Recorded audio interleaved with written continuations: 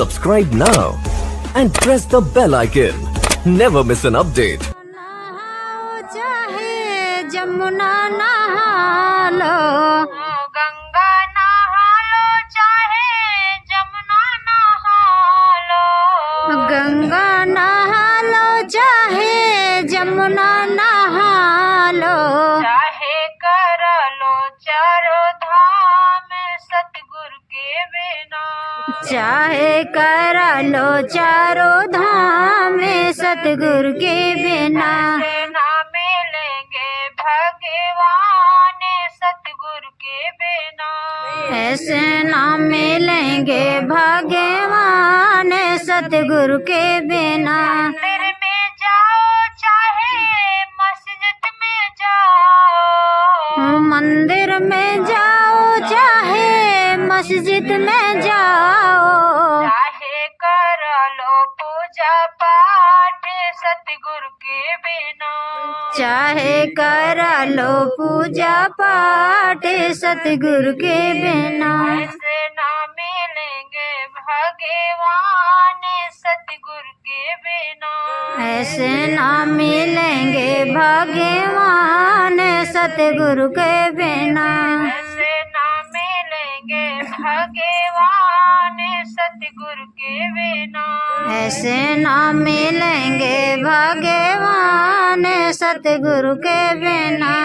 पढ़ा लो चाहे रामायण पढ़ा लो, गीता पढ़ा लो चाहे रामायण पढ़ा लो, गीता पढ़ा लो चाहे रामायण करा लो, गीता पढ़ा लो चाहे रामायण करा लो, चाहे पढ़ा लो 18 पुराण सतगुरु के बिना, चाहे पढ़ा लो 18 पुराण सतगुरु के बिना, ऐसे ना मिलेंगे भगवान सतगुरु के बिना, ऐसे ना मिलेंगे भगवान सतगुरु के बिना। जटारा खा लो चाहे मुंडन करा लो, जटारा खा लो चाहे मुंडन करा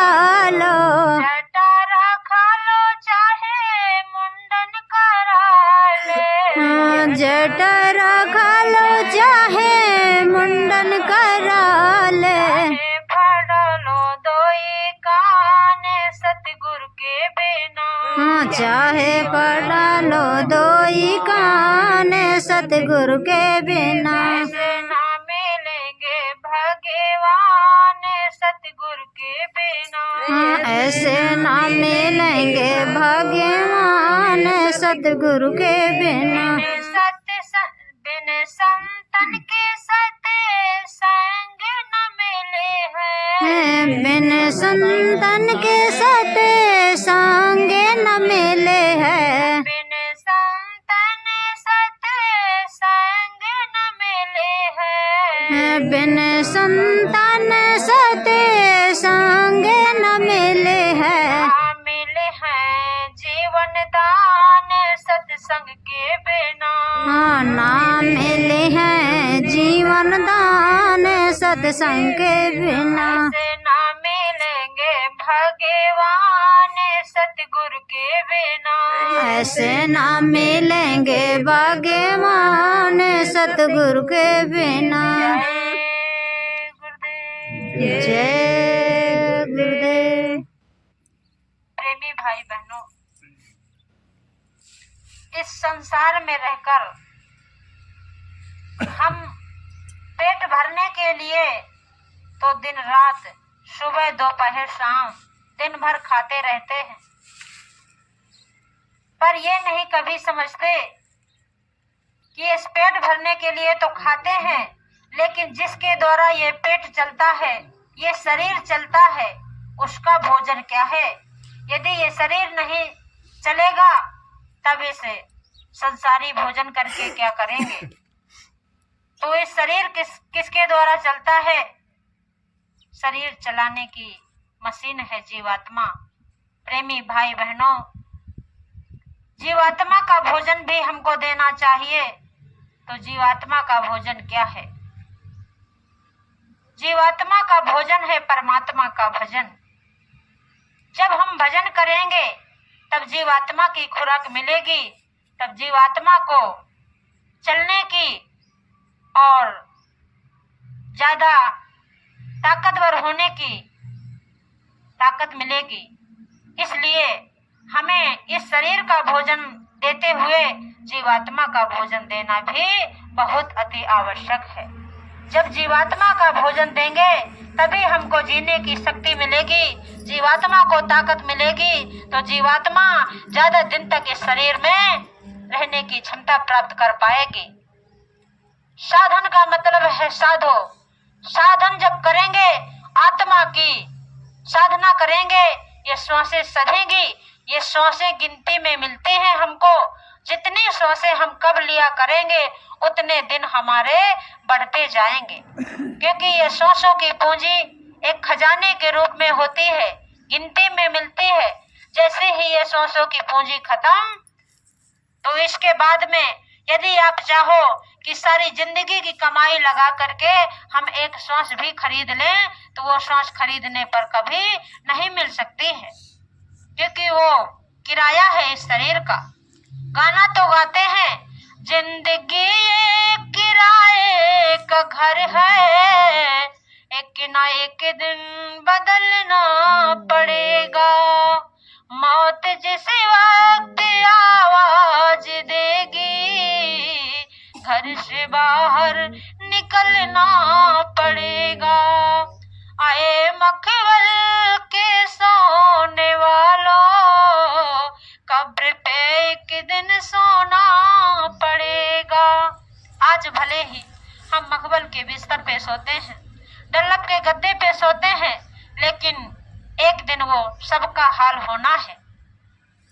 कब्रिस्तान में कंडे और लकड़ी की सेज में सोना पड़ेगा। इसलिए गुरु महाराज कहते हैं कि बच्चा, अभी ये चंद रोज के लिए जीवन मिला है, ये चंद दिन का जीवन पा करके अपना जीवन संभाल लो, वरना आगे क्या होगा कि 184 भरम के पग पे अटके आए, अब की पासा ना पड़े तो फिर 84 जाए। यदि हमने परमात्मा का भजन नहीं कर पाया तो ये मानवतर हमारा पशु के समान बीत गया, फिर दोबारा मौका मिलने वाला नहीं है। क्योंकि महापुरुष हमें बार बार समझा रहे हैं, आगाह कर रहे हैं, ये तुमको सुनहला मौका मिला है, इसमें कमा लो। क्या कहते हैं महापुरुष? कमा लो हीरा और मोती, कफन में जेब नहीं होती। यही मौका है हीरा मोती कमाने का। चाहे हीरा मोती कमा लें और चाहे दुष्कर्म कमा लें, जैसा करेंगे वैसा भरने को मिलेगा। क्योंकि ये बात महापुरुषों ने दर्शाई है। कैसे कि करो में प्रधान विश्व रच राखा, जो जस करहि सो तस फल चाखा। सज्जनों, ये कर्म प्रधान देश है। अच्छा करेंगे अच्छा फल मिलेगा, बुरा करेंगे बुरा फल मिलेगा। इसलिए हमें बुरा ना करते हुए एक ऐसे पिता की हम संतान बन चुके हैं कि धन्य है हमारा जीवन, जो हमारे जीवन में ऐसे समर्थ महापुरुष मिल गए, जिस पिता को पा करके हमारे पुनर्जन्म जन्मों जन्मांतर से भटके हुए ये आत्मा आज शुभ अवसर पर आ गई है। ऐसे शुभ मोड़ पर हम आ पहुंचे हैं कि जहां पहुंच करके अपने जीवन को हम स्वर्गलोक सत्यलोक अजर अमर अविनाशी बन सकते हैं। महापुरुष तो आगाह करते हैं, वो तो दया की धारा लगा रहे हैं।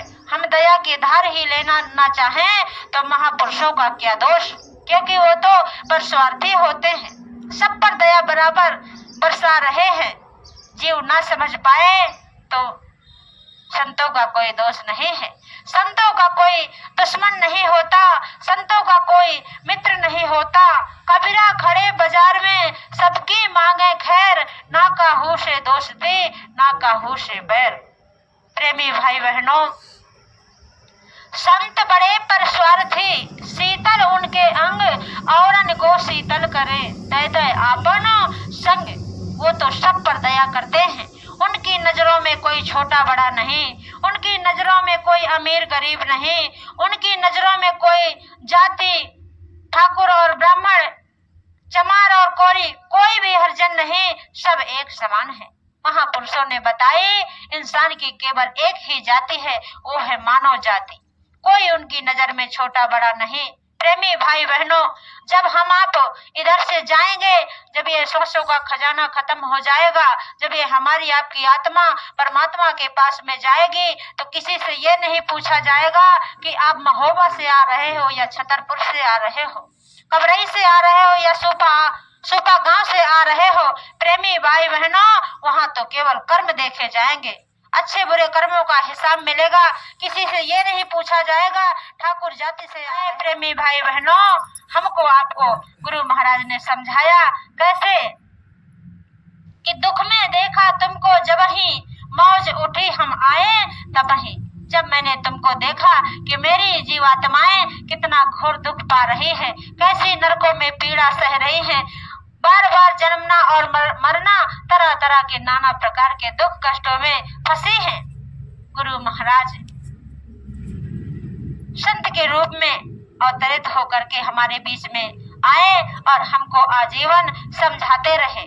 आज उनकी दया कृपा के पात्र आज महाराज जी हमारी संभाल कर रहे हैं बराबर। देखो, दुनिया में अथक परिश्रम करते हुए जीवों को जगा रहे हैं। महापुरुषों को किसी की दौलत की भूख नहीं, गुरु नहीं भूखा तेरे धन का, उनका धन है नाम रतन का, तुमसे लेवे उनको देवे, भूखे नंगिन को दिलवावे, फिर भी तेरा उपकार करावे। संत महापुरुष हमारे धन रुपए पैसे की भूखे हैं? नहीं, उनको कोई रुपए पैसे की भूख नहीं है, केवल हमारी आपकी भलाई के लिए हम आप लोगों के लिए सेवा देते हैं, सेवा करा करके हमारा उद्धार कराना चाहते हैं, पर हम उनकी मौज को समझ ही नहीं पा रहे हैं। एक बार गुरु महाराज कलकत्ता जा रहे थे, एक सत्संगी से कहा, बहुत बड़ा धनी मानी था, सेठ से कहा कि ए भैया 50,000 रुपए भिजवा देना, हमको कलकत्ता जाना है काफिला लेकर के, तो तुम्हारी सेवा लग जाएगी। सेठ ने गुरु की बात समय पर नहीं समझ पाई, अपने व्यापार में लगा रहा। सीजन चल रहा था, अच्छा खासा व्यापार उसका चल रहा था, उसने टाइम ही नहीं निकाल पाया और सेवा जो है मथुरा नहीं भेजा पाई। इसके बाद स्वामी जी महाराज चले गए। महापुरुष तो केवल इशारा देते हैं, जबरदस्ती किसी के साथ नहीं करते हैं। सज्जनों, जब महापुरुष चले गए वहां पर, गुरु महाराज काफिला करके जब आए, तब उस सेठ ने सोचा कि गुरु महाराज ने मुझसे पैसे मांगे थे, अब जब तो नहीं पहुंच पाया, लेकिन अब उसका दूना करके जो है 1 लाख रुपया लेकर के जाके गुरु महाराज को दे आऊं। लेकर के पहुंचा, कहा हुजूर ये है सेवा। कहा काहे की सेवा? गुरु महाराज बताया कि आपने पैसे मांगे थे हुजूर, 50,000 रुपए मांगे थे, 50,000 के बदले मैं 1 लाख रुपए लेकर के आया हूँ, ये है आपकी सेवा। गुरु महाराज ने कहा ले जाओ, अब इस सेवा का कोई काम नहीं है, क्योंकि तुम्हें समय पर सेवा तुमसे मांगी गई थी, जब समय था तब आपके लिए बोला गया था, अब वो समय निकल चुका। हम कलकत्ता जा रहे थे, तुम्हारा कलकत्ता में लेन देन बाकी था, तो इस वजह से तुम्हारा 50,000 रुपया लेकर के जा रहे थे कि तुम्हारा लेन देन अदा करा देंगे तो तुम्हें मुक्ति मिल जाएगी। अब तुम समय पर हमारी बात को समझ नहीं पाए, ले जाओ ये 1 लाख रुपया अपना वापसी, अब ये किसी काम का नहीं है। अब तुमको 7 बार वहाँ जन्मना और मरना पड़ेगा, 7 बार जन्म लेकर के उस कलकत्ता के इंसानों का कर्जा अदा करना पड़ेगा, तब तुम वहां के ऋणी अदा कर पाओगे। चरणों में गिर गया सेठ, कहा हुजूर मुझे माफ कर दीजिए, ऐसा मत कहिए। गुरु महाराज ने कहा अब कोई बख्शीश नहीं है, जब तुमको कहा था तब तुम समय पर बात नहीं माने, अब कोई दया नहीं, दया वचनों में दी जाती है, वचनों का आदेश पालन नहीं कर पाए तो अब ये किसी काम का नहीं है। कहने का मतलब कि आज हमें कुछ भी आदेश मिल रहा है, गुरु महाराज हमको समझा रहे हैं, किसी प्रकार का आदेश दे रहे हैं, तो हमें आदेश का पालन समय पर करते रहना चाहिए, क्योंकि महापुरुषों के वचनों में ही दया छिपी होती है। यदि उनके वचन समय पर हमने मान लिया तो पूरी दया के पाने के अधिकारी बन गए, और यदि समय पर उनके वचनों को नहीं मान पाया तो दया की धार लौट जा रही है। जो ऊपर से दया मालिक की मौज बरस रही है। इसलिए यदि हमें अपने अच्छे पिता की अच्छी संतानें बनना है तो अपने पिता के प्यारे बन करके रहना पड़ेगा। और प्यारे कैसे बनेंगे? तभी बनेंगे जब अपने पिता का हर आदेश पालन करेंगे, उनकी रजा मजा में ही रहेंगे। जो आदेश मिलेगा उसी में रहेंगे, उससे ज्यादा नहीं। जितना आदेश दिया जाए केवल हमें उतना ही करना है। गुरु जो करे वो नहीं करना, जो गुरु आदेश करे हमें वो काम करना है। यही सेवक का धर्म होता है। जैसे एक संसारी पिता, उनके 2 बेटे हों और एक बेटे को आदेश दे, बेटा तुरंत आदेश का पालन करे, और यदि एक बेटा अपने पिता का आदेश पालन न करे, पिता उसको भी आदेश दे और वो अनसुनी करके जो है निकल जाए, तो क्या उस पर पिता का प्यार रहेगा? नहीं रहेगा। एक से प्यार फीका हो जाएगा और जो ज्यादा आज्ञाकारी पुत्र होगा, हर बात मानता होगा, पिता का प्यार उससे ज्यादा रहेगा। ठीक उसी तरह से यदि हम अपने पिता के प्यारे बनना चाहते हैं तो हमें अपने पिता का हर आदेश पालन सिर माथे पर लेना होगा। बने ना बने इसकी हमें कोई जिम्मेदारी नहीं, लेकिन करना है हमें। जैसा भी टूटा फूटा बने, उनके बताए हुए रास्ते पर चलते रहना है। जब आज्ञा का पालन करते रहेंगे तो वो समर्थ हैं, वो अलौकिक प्रभु हैं, 3 लोक के स्वामी हैं, वो सब संभाल लेंगे। करता धरता तो वही है, हम आप तो निमित्त मात्र हैं।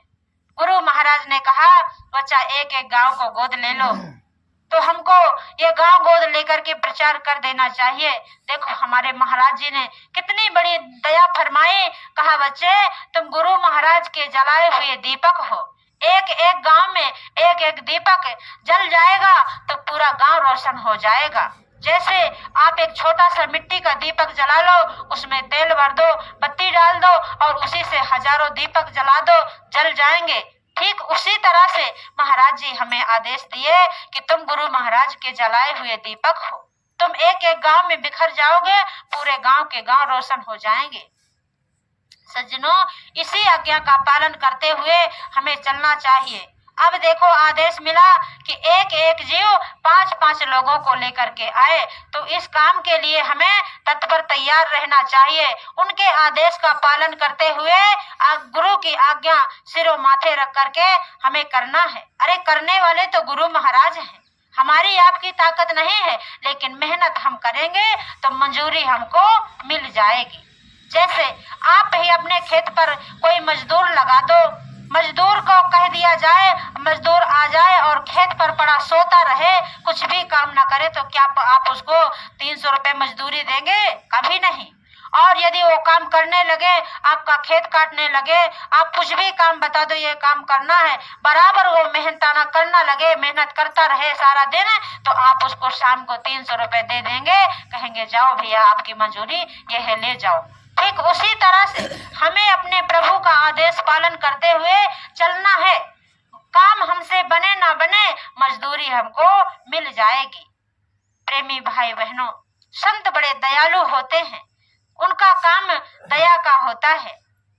संत बड़े परस्वार्थी, शीतल उनके अंग, हम सबको शीतल करे दे दयापन संग। उनका हृदय मोम की तरह होता है, मक्खन की तरह मुलायम होता है। वो तो हमारा ही देखते रहते हैं भाव, जैसी जाकी रही भावना, जैसी प्रभु मूरत देखी तिन तैसी। यदि हमारी भावना अच्छी है तो परमात्मा को मिलते देर नहीं लगती। गुरु महाराज ने कहा, निर्मल मन जन सोई मोहि पावा, मोहि कपट छले छिद्र न भावा। निर्मल मन बनाने से परमात्मा को मिलते देर नहीं लगेगी, क्योंकि परमात्मा तो हमारे पास में है, लेकिन कर्मों का पर्दा पड़ा है। हमारे ही कर्मों के पर्दे के द्वारा वो परमात्मा हमसे दूर है तो पास में, लेकिन दिखाई नहीं देता। हरि व्यापक सर्वत्र समाना, प्रेम से प्रकट हो ही मैं जाना। वो परमात्मा तो सर्वव्यापी है, कहीं दूर नहीं है, लेकिन हमारे ही जन्मों जन्मांतर के पाप लदे हैं, उस काई के द्वारा वो परमात्मा हमको दिखाई नहीं देता। परमात्मा मिलेगा कैसे? कहीं चित्रकूट में नहीं मिलेगा, कहीं मंदिरों में नहीं मिलेगा, कहीं तीर्थ और प्रयागों में नहीं मिलेगा, गंगा में डुबकी लगाने पर नहीं मिलेगा। परमात्मा जब भी मिलेगा अपने ही घट के अंदर मिलेगा।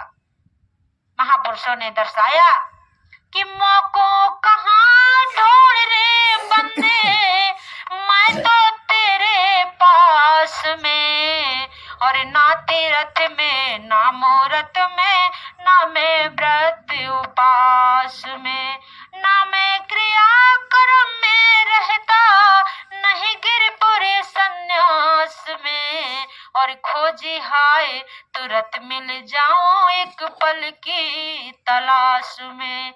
मैं तो हूँ विश्वास में, मैं तो हूँ विश्वास में। गुरु महाराज ने कहा मेरा विश्वास करते रहो, मेरे वचनों का पालन करते रहो, तुम्हें तुम्हारी मंजिल मिल जाएगी। मंजिल को मिलते देर नहीं लगती सज्जनों। परमात्मा केवल प्रेम का भूखा है, हमारे रुपए पैसे का नहीं, हमारे धन दौलत का नहीं, हमारे और अन्य किसी सामान का नहीं, केवल उसे राम ही केवल प्रेम प्यारा, जान ले जो जानने हारा। और हमारे हुजूर महाराज, गुरु महाराज सारा जीवन बताते रहे। आज गुरु महाराज जी भी हमको आदेश कर रहे हैं क्या कि मेरे सतगुरु रहे बताए, भजन करते रहना। मेरे सतगुरु रहे बताए, भजन करते रहना। क्या कहा कि ध्यान भजन में लागे रहना, जुड़े तार से तार। ध्यान भजन में लागे रहना, जुड़े तार से तार। जो कहूँ तार टूट जाई है तो रहे जय हो मझधार।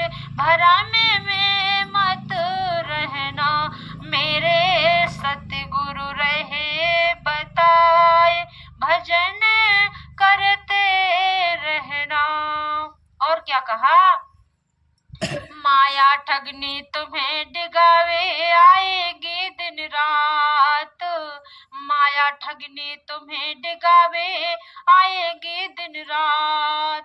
तरह तरह के भेष बदल के बहुत करेगी उत्पात।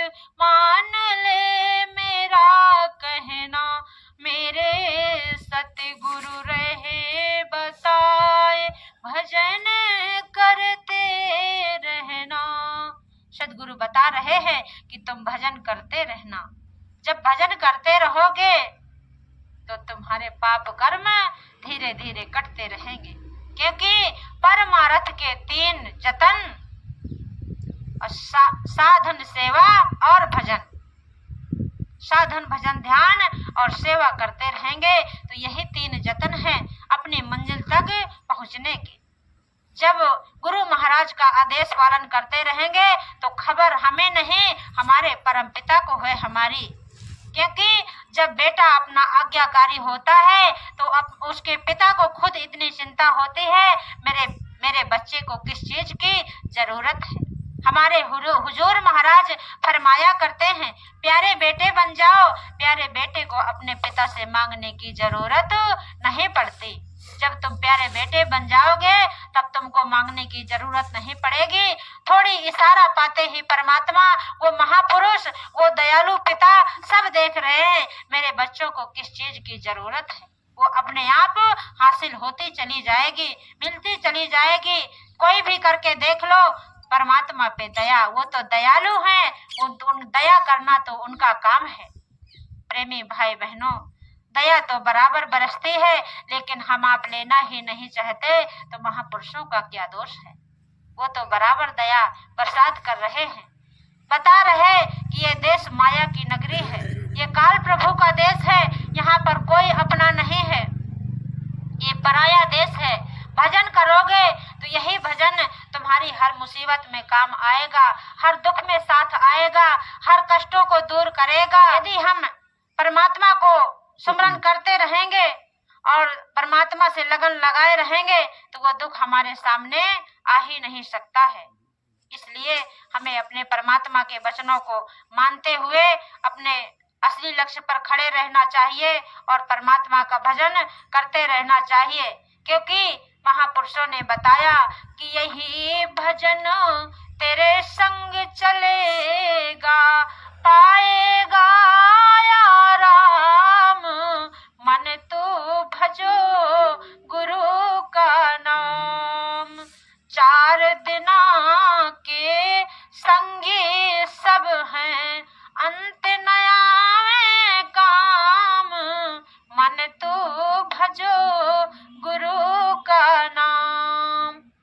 यदि गुरु का भजन करेंगे तो वही भजन ही साथ जाएगा, वही भजन ही साथ निभाएगा। महापुरुष तरह तरह से समझाते हैं कि नहीं दरिद्र सम दुख जग माही, संत मिलन सम सुख कछ नाही। जब जीवन में संत मिल जाते हैं तब उससे ज्यादा कोई संसार में सुख ही नहीं है। ये माया की नगरी है, यदि इस माया में उलझे रहेंगे तो ये माया हमको गिरा देगी, परमात्मा तक नहीं पहुंचने देगी। और यदि सद्गुरु की तरफ लगन लगा लेंगे तो सद्गुरु उनकी इतनी बड़ी बाहें हैं कि अपने जीव को खींच लेते हैं, अपने जीव को संभाल लेते हैं। प्रेमी भाई बहनों, गुरु महाराज ने बताया कि भक्ति स्वतंत्र सकल गुण खानी, बिन सत्संग न पावहि प्राणी। भक्ति तो स्वतंत्र गुणों की खान है, लेकिन मिलेगी कैसे? जब सत्संग करेंगे, सत्संग के माध्यम से। और ये भी दर्शाया कि तुरंत भक्ति ऐसे नहीं मिल पाएगी, जब बहुकाल करिए सत्संगा, तब ही होए सब संशय भंगा। भक्ति तो स्वतंत्र गुणों की खान है, लेकिन हम सोचते हैं हमने नारियल चढ़ा दिया हो गई भक्ति, कच्चे चावल चढ़ा दिया मंदिर में जाके हो गई भक्ति। ऐसे भक्ति नहीं मिलती, ऐसे ना मिलेंगे भगवान सद्गुरु के बिना। यदि सद्गुरु से मिलना है, भगवान से मिलना है, तो सद्गुरु पहले बनाना पड़ेगा, क्योंकि 3 लोक 9 खंड में गुरु से बड़ा न कोई, करता जो नहीं कर सके गुरु करे सो हो। 3 लोक में गुरु से बढ़ करके कोई शक्ति नहीं है, न आज तक आई और न कभी जीवन में गुरु से बड़ी शक्ति कभी आ सकती है। ये देवी देवता भी गुरु के सामने बगल हो जाते हैं, गुरु से बढ़कर के कोई भी देवी देवता नहीं है। प्रेमी भाई बहनों, गुरु राजी और सब जग रूठे तो भी उसका बाल न टूटे। गुरु समरथ सर पे खड़े कहा कमी तो हिदास, रिद्धि सिद्धि सेवा करे मुक्ति न छाड़े पास।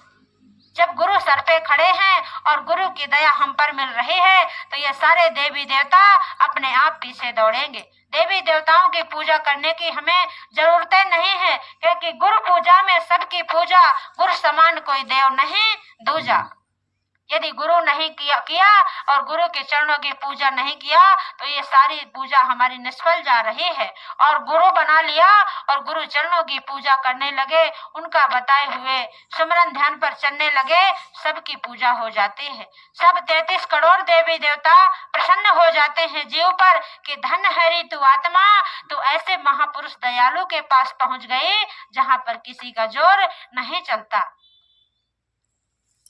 प्रेमी भाई बहनों, गुरु महाराज समझाते हैं एक चेतावनी के माध्यम से, क्या लेकर तू आया जग में, क्या लेकर तू जाएगा, सोच समझ ले रे मन मूर्ख, आखिर में पछताएगा।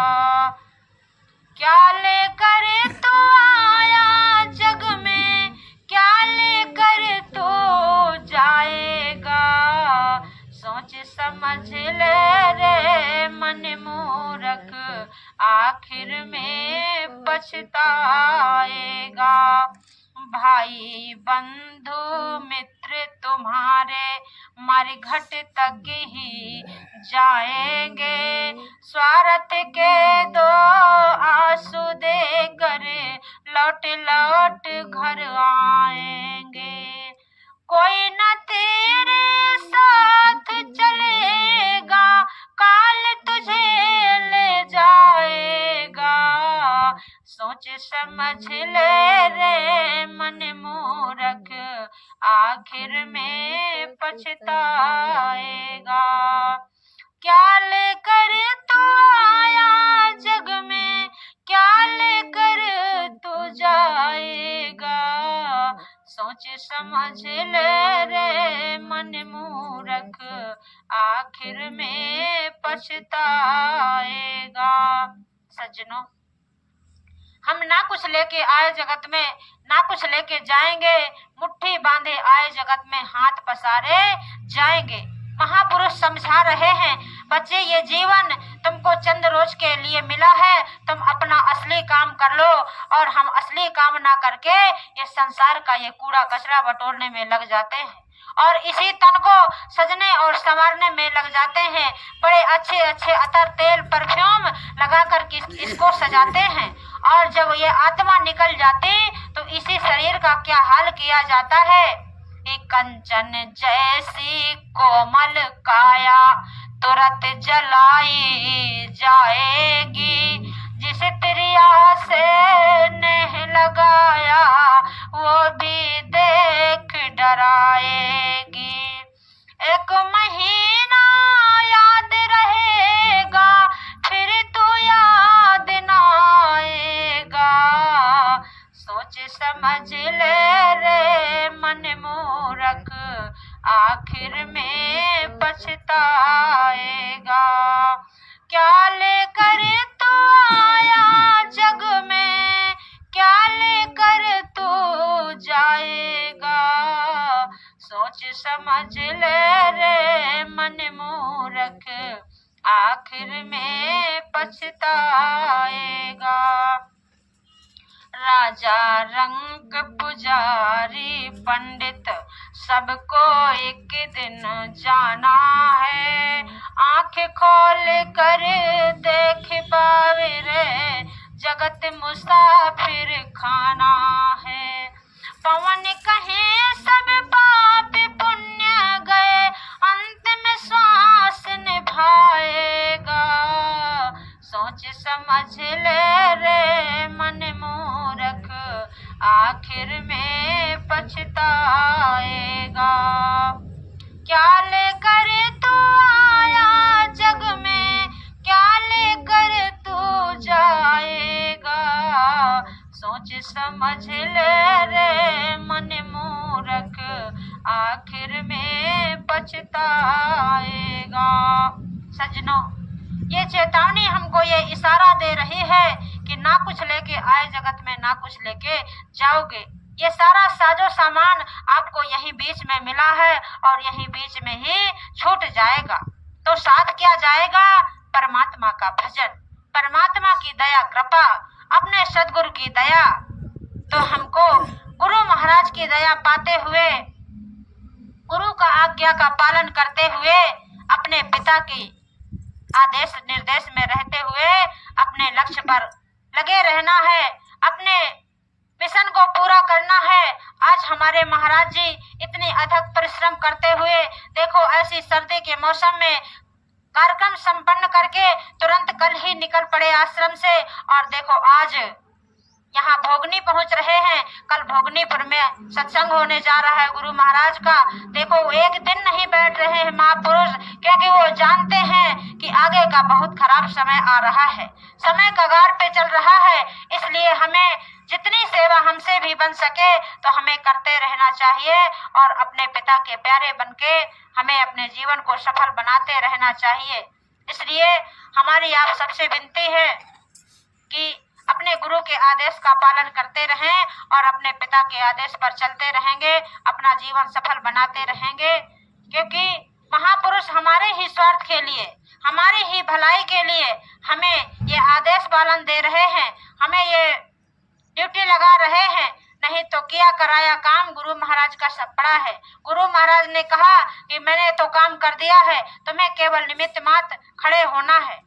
तो निमित्त मात्र हमको खड़े होकर के अपना काम करते रहना है। जय गुरुदेव, जय